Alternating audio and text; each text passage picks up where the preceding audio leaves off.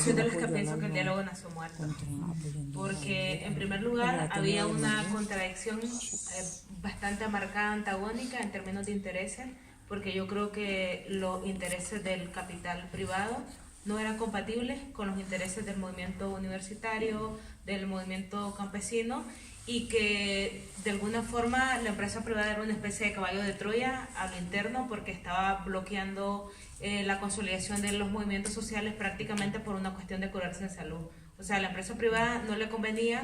empujar y consolidar un movimiento que más allá más tarde le podía pasar cuenta. Entonces prácticamente el gran tranque, aparte del gobierno, pues ha sido la empresa privada. Y yo creo que una de las cuestiones muy interesantes que está pasando en Nicaragua también es que se ha abierto puerta también para de alguna forma cuestionar el rol de la empresa privada, que fue aliado al gobierno durante los 11 años a partir del modelo de diálogo y consenso entre élites, no consenso entre el gobierno y el pueblo, y que se ha puesto ese rol bastante cómplice y condescendiente que tuvo la empresa privada con las políticas del gobierno, y en el cual terminaron marginando a los movimientos sociales, los movimientos sindicales, de la toma de decisiones, sobre todo en lo que concierne a la toma de decisiones en términos de política económica. Entonces, y tratando de conectar esto con hacia dónde va, hacia dónde creemos que va o hacia dónde creemos que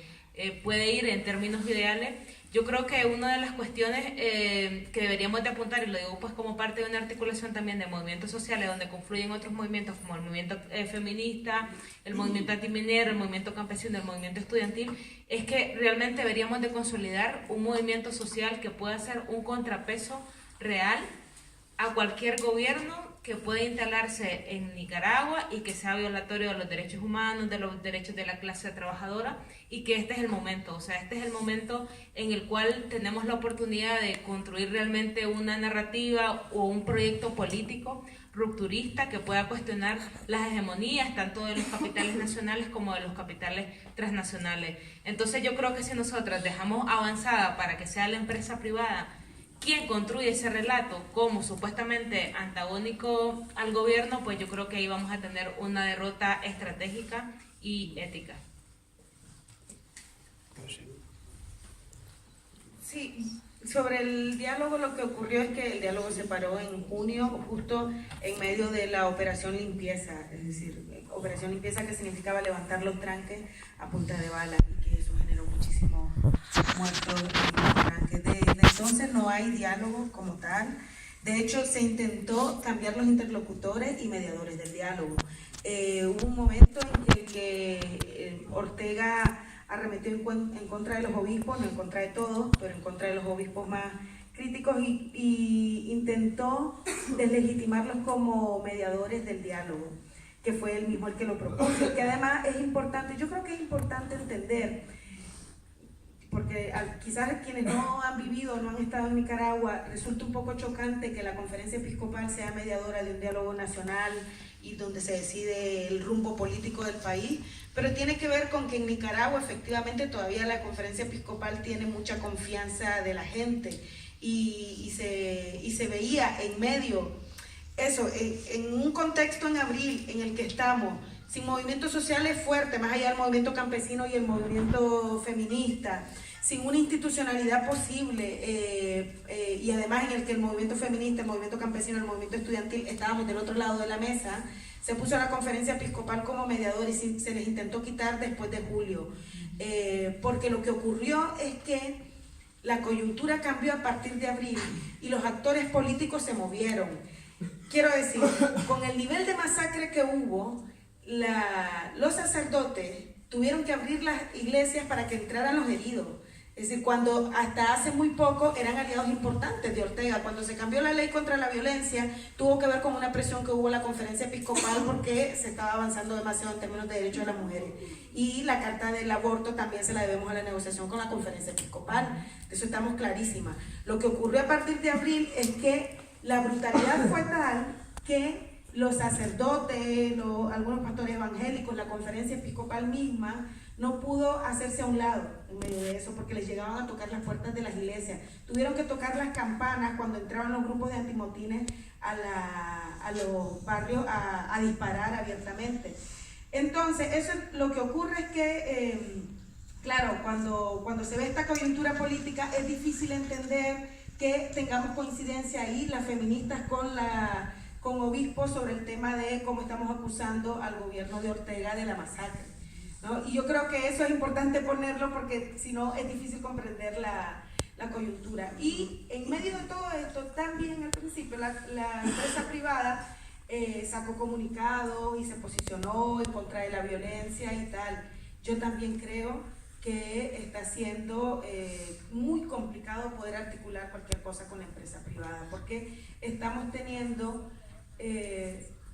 una coyuntura política que puede ser importante en Nicaragua para darle vuelta del todo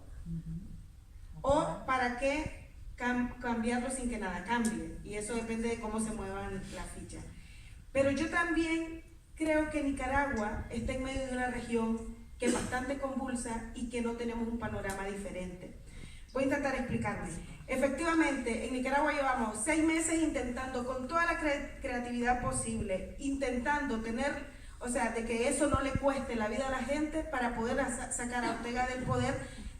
por el nivel de masacre que hemos tenido en estos meses. Pero es que en Honduras al lado la tenemos bastante jodida y han visto en los medios de comunicación cómo la gente está huyendo de los países. De Nicaragua también están huyendo. Tenemos alrededor de 30.000 personas en Costa Rica exiliadas políticas. Bueno, y en Guatemala sin institucionalidad política y con una militarización brutal. Y en El Salvador con un nivel de violencia, pues bueno, pues así Latinoamérica misma estamos, no solo Nicaragua,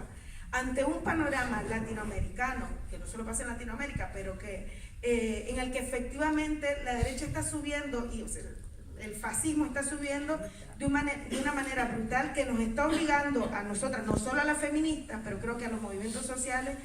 en intentar ver cómo salimos de esta si no nos come. Porque nos estamos enfrentando, por supuesto, a un neoliberalismo que es depredador, que están asesinando activistas y que está haciendo como muy difícil construir una propuesta política y una articulación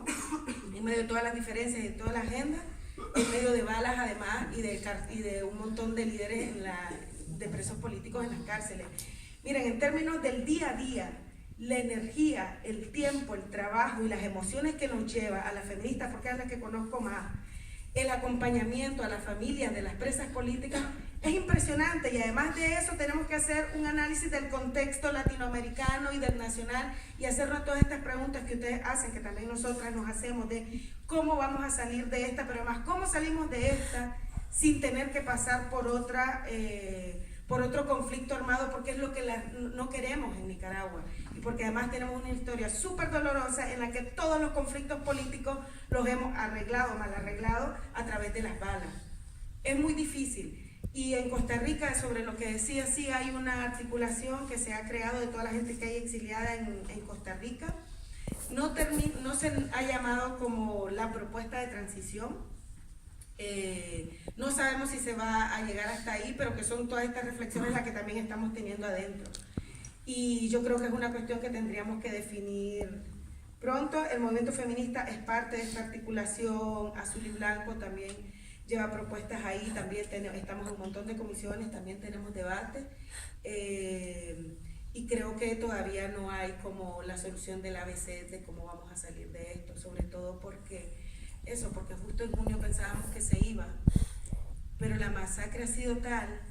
que no queremos que se vaya a costa de la vida de todas las personas, es decir, nadie quiere, nosotras no queremos ir a poner el cuerpo enfrente porque sabemos que nos van a disparar, porque ya lo hicieron. Sí, y sabemos que van a torturar porque lo están haciendo. Entonces, a mí me parece que estamos en un momento súper complicado en el que efectivamente nos estamos enfrentando a muchísima persecución, a muchísima violencia, y a la par estamos intentando construir una alternativa para poder salir de esto con el menor dolor posible. Sí, yo creo que lo único que está claro es que la salida pasa porque se vayan, porque es imposible poder... Lo que permitió esa unidad de tantos sectores diferentes fueron 3 planteamientos: que cese la represión, que haya justicia para las víctimas y que haya un proceso de transición democrática entre unas mínimas condiciones para que puedas luchar por tus propias reivindicaciones en esa diversidad de intereses sin que te mueran la vida. Entonces yo creo que ahí está concentrado todavía Lo que pasa es que nadie tiene la fórmula de qué hacer para echarlos, o sea, quién llega y los agarra de las orejas y los saca, ¿no? Entonces, eso conecta para mí con la pregunta de qué podemos hacer desde acá, que yo creo que es súper importante que en este espacio tan amplio hablemos de eso, ¿no? Porque si no, nos vamos con información y con mucha preocupación, pero sin nada en concreto. Entonces, algo concreto, hay convocada una manifestación para el 18 de noviembre aquí en Madrid, convocada por el Grupo de Sol Nicaragua Madrid, a las 2, son unas horas raras las actividades que se convocan desde Nicaragua, ya les aviso. Esta vez es de las 2 a las 4 de la tarde, un domingo, creo que es. Son horas complicadas, sí, pero bueno, así es, cada quien responde a su dinámica, también hay mucha gente que tiene trabajos que así son, y eso es un poco el esfuerzo. Y yo creo que el 18... ¿Dónde es que...? Creo que es de Cibeles a Sol, de Cibeles a Sol. Entonces es algo concreto. La mayoría de las se han hecho cantidad de cosas en Madrid de parte de, sobre todo la comunidad nicaragüense que ya vivía acá, pero son actividades que están nutridas por nicaragüenses y por familias de esos nicaragüenses o por amigos de esos nicaragüenses. Entonces yo creo que también poder organizar algo desde estas organizaciones nicaragüenses junto con otras organizaciones y movimientos y hacer algo más potente, creo que es algo que se podría pensar para después de la del 18, ¿verdad? Para que ya fuera eso, una convocatoria conjunta, porque yo creo que sí hay que demostrar. Y yo creo que hay que presionar a las instituciones aquí a que sean también más claras y más firmes. O sea, lo único que se ha oído de parte de la cooperación es que suspendieron un programa que ni siquiera lo suspendió el gobierno de España, sino que eran fondos europeos que iban a la policía directamente y eso se había suspendido, pero de lo demás no se sabe. Solo que han dicho que bueno, que la medida no es cortarlo todo, sino buscar otras vías diplomáticas, pero ¿cuáles son otras vías diplomáticas a un gobierno que no entiende nada de diplomacia? Entonces yo creo que ahí hay que presionar más. Y hay que presionar a eso, a los representantes de los diferentes partidos, a las autoridades. En julio, entiendo, se aprobó una proposición no de ley en el Congreso que supuestamente eso tendría que orientar la política exterior y me parece que eso, bueno, fue un papel que se firmó y ahí quedó. Entonces yo creo que por ahí lograr más articulación con diferentes organizaciones y movimientos, con las nicas acá, es algo importante para seguir haciendo presión y lograr también que los gobiernos y que las personas y que las instituciones se pronuncien. Y luego yo creo que sí es importante la información, entonces cada quien en el nivel que tenga, organizar lo más posible, o sea, quien es periodista y tiene un medio, pues aprovecharlo, y quien tiene un programa de radio y quien puede hacer una charla en su barrio, yo creo que todo eso es válido y aquí hay un montón de gente que estamos dispuestas a compartir pues lo que está sucediendo. Bueno, pues hay 3 planteamientos sobre la mesa: presión, articulación y